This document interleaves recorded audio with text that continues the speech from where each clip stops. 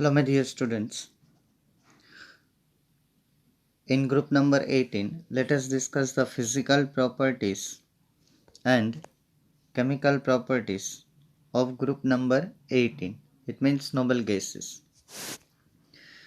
See, physical properties, as we know that all gases are monoatomic.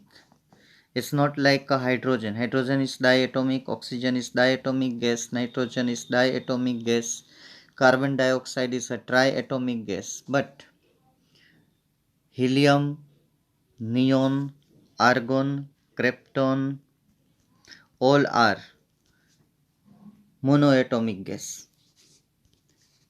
It is very easy, colorless, odorless, tasteless. They are sparingly soluble in water. They have very low melting point and boiling points because there is a weak dispersion force is present in it. It is called van der Waals force of attraction. Among all halogens, helium has the lowest boiling point. It is a 4.2 Kelvin, and it has unusual property of diffusing. Helium has an amazing property of diffusing. So most commonly helium is used in laboratory material such as rubber, glass and plastic. During the preparation of rubber, glass and plastics, helium gas is diffused among rubber, glass and plastics, so they becomes inert, and in laboratory the rubber, glass and plastics never react with any chemical. So due to the good diffusion property of helium during the preparation of the rubber, glass and plastic, the helium gas is passed. So this is all about physical properties. Write down, read it carefully and try to understand it. Now let us discuss about the chemical properties of noble gases. See, chemical properties, they are, we know very well, with respect to the other group of P block, they are least reactive, means they are inert. Why they are inert? That is explained by giving reason. They have completely filled valence shell, NH2NP6, and in helium 1s2, completely filled electronic configuration of valence shell, so they don't have a tendency to donate electron and to accept electron. Another thing, that is they have high ionization enthalpy. Yesterday we discussed about it. High positive electron gain enthalpy. The relation of electron gain enthalpy is more negative, more tendency to accept electron. Less negative, less tendency to accept electron. So here positive electron gain enthalpy means they do not have a tendency to accept electrons, and they have high ionization enthalpy, means it is very difficult to remove electron from outermost orbit. Then after, Neil Bartlett, he first observed the reaction of noble gas, and he first prepared one complex compound, which is a red compound and compound with oxygen. Generally, you know very well, oxygen has a tendency to form a negative charge, O2 minus. Another one is O2, 2 minus. Another one is the oxygen 2 minus. Like this. So, the electron gain enthalpy of oxygen is negative, but here oxygen form positive, O2 plus and PT F6 minus. This is a complex compound. जो इसमें negative होना चाहिए वो positive है और positive होना चाहिए वो नेगेटिव है.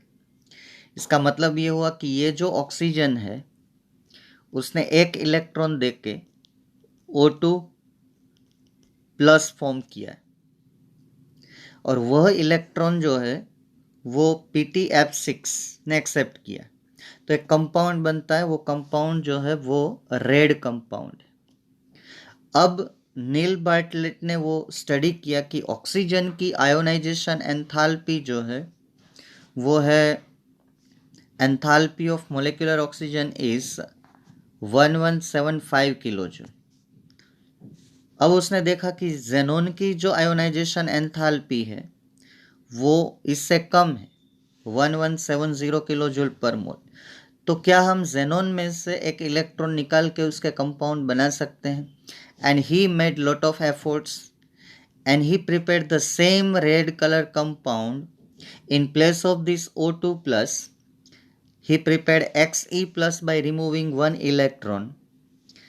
And this compound is the most important compound, and by this compound the gate of chemical reactivity of inert gases opened. He prepared this compound by mixing platinum hexafluoride with xenon. What happens here? Xenon form 1Xe plus by removing one electron, and its enthalpy is 1170 kilojoule, and that this electron is accepted by PtF6. So this one is plus minus, and this compound is red color compound. And we studied in a previous standard that xenon never react. My friends, here xenon react. And now in recent time all scientists are trying to prepare the compounds of helium, neon, argon, krypton and xenon, but not yet successful. They prepared some compound of xenon and some of radon, one or two, and one or two of krypton. Okay, so later on, by this the study of this compound, many compounds of xenon. So nowadays xenon can react with a fluorine, xenon can react with oxygen also nowadays. So with fluorine and with oxygen, so many compounds are synthesized nowadays. Now the statement becomes wrong that all inert gases are non-reactive, but they are reactive under strong conditions.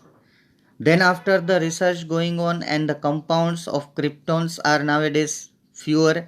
Among them one is known as krypton difluoride. Difluoride of krypton. This is also studied in detail, and now scientists are trying to prepare some compounds. Compounds of radon also prepared, and one is nowadays identified. It is RNF2, radon fluoride, and this can be isolated by radio tracer. Radio tracer is a technique we have, generally we are studying in nuclear chemistry, nuclear physics. Okay, by radiometry we have to detect this and isolate this. Nowadays these three inert gases, the compounds of argon, neon and helium, yet not known. So this is the topic of research for future scientists. We are not yet successful of making compounds of argon, neon and helium. Okay, this is all about the physical and chemical properties of group number 18. Read it carefully and write down in your book. See, we will discuss in a next lecture the xenon oxide and xenon fluoride compounds of xenon oxides and xenon fluoride compounds of xenon. Means the reaction of xenon with oxygen and reaction of xenon with fluorine. Okay.